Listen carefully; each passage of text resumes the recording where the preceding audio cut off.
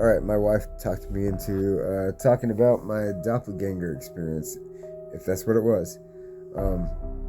So, every night, I was about 6 or 7, me and my two brothers shared a room. My little brother had to sleep in my bed. My older brother slept on top. And then we had 3 sisters. They were all in the back room.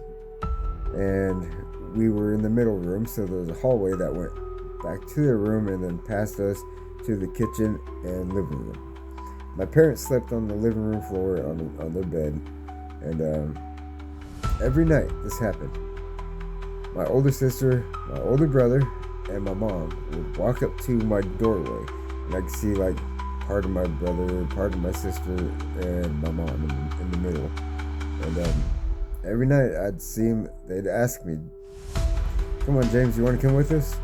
Come on, Bubba." I'm like, yeah, Mom. Yeah, I want to come. So I'd go to get up, but I was, a kid. I passed right back out. But every time, I'd watch them walk down the hallway right after asking me. And then I asked my mom one day about it. She said, "It was just a dream. You're just dreaming." So I wanted to prove her wrong and follow her. I wanted to see what was going on. Them 3 come up to the door again.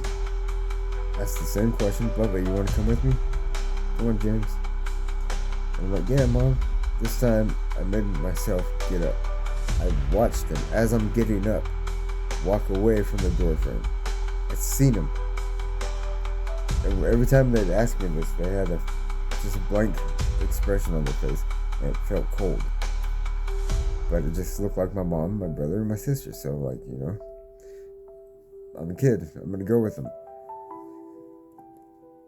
As soon as I got to my bedroom door, as I watched them go out of my view towards the living room, and the living room was a tip out, so you could walk from the hallway through the kitchen and take a right, and then there's the door and there's a window and you can see through it.